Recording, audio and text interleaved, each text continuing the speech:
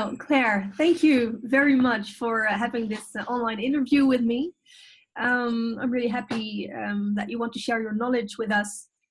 First of all, I would like to ask you to introduce yourself and Agrina Festival. Yeah, well, as you said, my name's Claire O'Neill and I'm a co-founder of a not-for-profit organisation called Agrina Festival. And that organisation is established in the UK, but we operate internationally. And we were set up as a response to try and make festivals initially more environmentally sustainable. All right. And how did that start? It began, as I say, it was 10 years ago when we first decided to launch, and I was actually studying at the time at Buckinghamshire University. Mm-hmm. And we'd been doing a lot of event management, event industry, music industry work. But I had a real passion for the environment, and I'd started to work on various different types of events, some very small independent events, and then some very major festivals. And I saw quite a large disparity between the way that those events were operated. So, for example, at the smaller events, I saw that there was innovation in relation to how it was powered with solar energy, and there was a lot of separation of waste as well. There was recycling, composting, and the food that was on offer at some of the events that I went to had lots of information about where it had come from, and they were promoting fair trade and organic. So a lot of really good, inspiring operations, I guess, within those events. By contrast, the major festivals that I went to had huge diesel generators, no separation of waste, quite poor quality food that was being served with no information about where it came from, and all in non-recyclable disposables. So I thought, well, how can we kind of learn in the major events that have more of an impact from those smaller independent events? So I decided to do research about audience attitudes in relation to environmental sustainability and festivals, because I figured that would be a good business reason for major events to get involved. And it was actually, clearly it was a resounding yes, festivals should do more to protect the environment. And then it went into the various different elements such as waste, power, water, transport, looking at how people felt about those different issues, what they thought could be done, and who they thought was responsible. And mainly it was the organisers that they thought were responsible, although they did take a little bit of responsibility themselves, and also thought that the authorities had an element of responsibility to play as well. So my lecturer, in fact, at the time, I was going to say colleague, and he's my lecturer at the time, Ben Chalice, who is also the lawyer for Glastonbury Festival. Right. He read my dissertation and said, "What are you planning to do with this?" And I was like, no plans as such. I don't know. He said, "Well, we should turn this into a website." So we put the results onto a website made by our other director, Luke Westbury. And then festivals all around the world just started to get in touch, saying, how can we learn more? What more can we do? Or we're really passionate about this. We've been working on this project, etc. So as a result of that, we decided to create some kind of a template of how festivals could be assessed on their environmental management. And it started off very basic. We worked together with a couple of different people who trained in environmental science, including Eileen McNamara, who was one of the first people who helped us with that. Right. And so we started this checklist and started to assess events in 2007. And then since then, it's just built time after time after time, because we always learn more as we go along. And there's been some initiatives that initially seemed like a good idea, and then as time has gone on, like if you see further down the line, I'm like, oh, actually this doesn't work at all because of X, Y, Z. So it's a constant learning process, and it evolves continuously. But but we've now come to the point that we've assessed over 400 festivals around the world. Wow. And anyone who's involved in either assessing the events or completing the assessments will tell you that the assessment form is quite a beast these days. Yes. It's hard, it's rough. And you noticed before the several areas of sustainability, like the environment, but also the food and the food waste and the energy. If you look at your own experiences, how would you describe the perfect sustainable event? Ooh. So the perfect sustainable event would be minimizing how much waste there is, Right. whilst giving a good example communication opportunity for the people who participate to improve the way that they operate beyond the event. Mm-hmm. So setting good examples and making things easier for being less wasteful within their own lives. And also be able to actually quantify what's been done. So on the one hand, you can say, yes, we've done X, Y, Z, and so it's now a super shiny sustainable event. But if you've got no kind of measurements, it's quite hard to know whether it's anecdotal or whether it's actually made a change. So just to clarify, when I say less waste or minimal waste, it doesn't just mean litter or rubbish. So less waste of energy, less waste of resources being used in an efficient way, less waste of people's time. That would be a good one. That's a good one, yeah.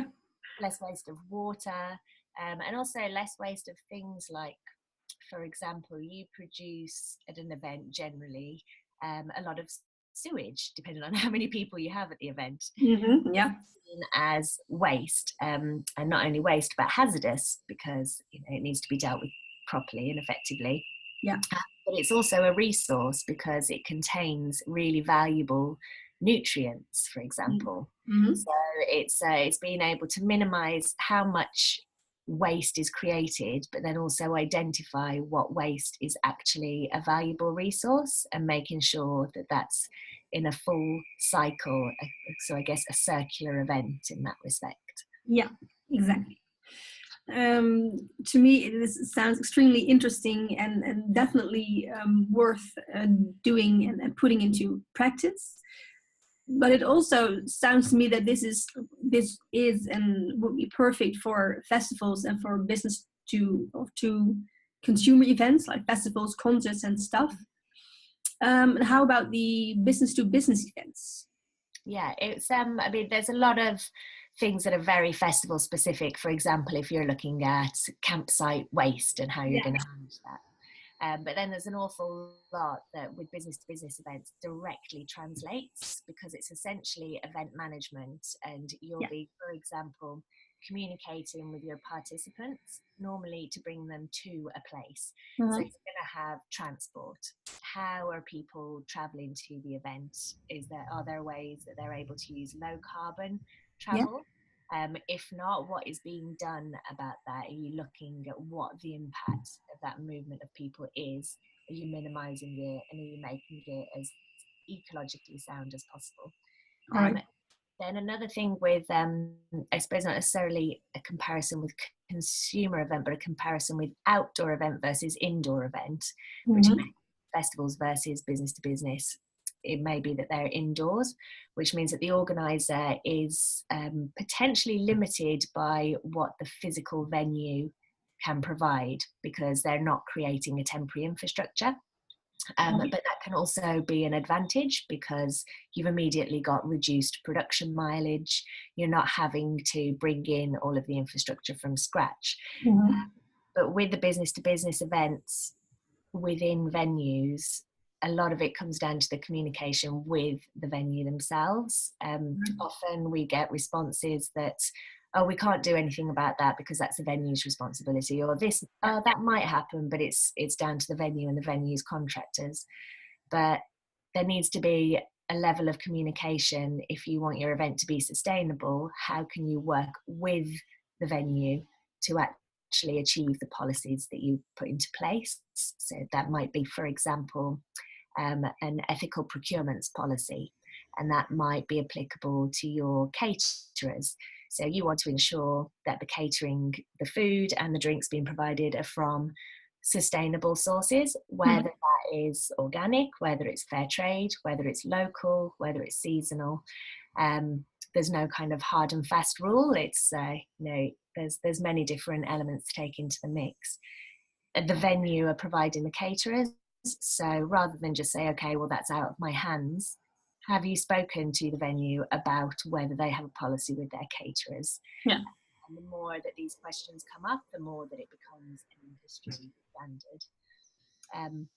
Similarly with often there'll be some kind of sponsorship, or potentially if you've got welcome packs, things like this, thinking about what things are you giving away, thinking about, is it going to be something that's useful, or are you creating a waste stream? Because I mean, that's a very similar thing to what will happen with consumer events as well. So you can see there's very often crossovers. Other elements that you might think about are the things that people can get involved with before and after the meeting. So not just looking at it as a singular event. There's a whole lot of communication before the event and after the event. Yeah. So if there's something that you can do, if it's definitely going to be the case that people are going to need to fly to your event. Yeah. Is there a way of, we try to discourage the concept of offsetting, because it's about reducing first and foremost. And also there were, over the last 10 years, a few unscrupulous organisations that took it as an opportunity to make profit. But there are some really positive environmental projects that can be carbon negative. So if you can find ways of supporting this through your events and your organisations in the pre and post event communications, then that could be a staggeringly positive impact for the whole events industry, really. Wow.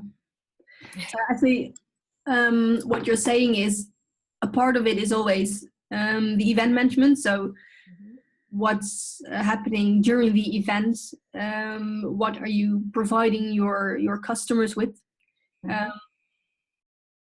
but a lot of, I think maybe even 50-60% is the event communication. So what's happening before the event, what are you telling your customers and your suppliers? And yeah, exactly. And it's because something that we see come up again and again in the events that we assess, a large number of cases, is that people focus on from the event and beyond. So to take waste as an example, okay, so we've got all of these tons of waste have been produced at our event, so how are we going to really carefully sort them out and send them to the right places afterwards to be either recycled, recovered or disposed of?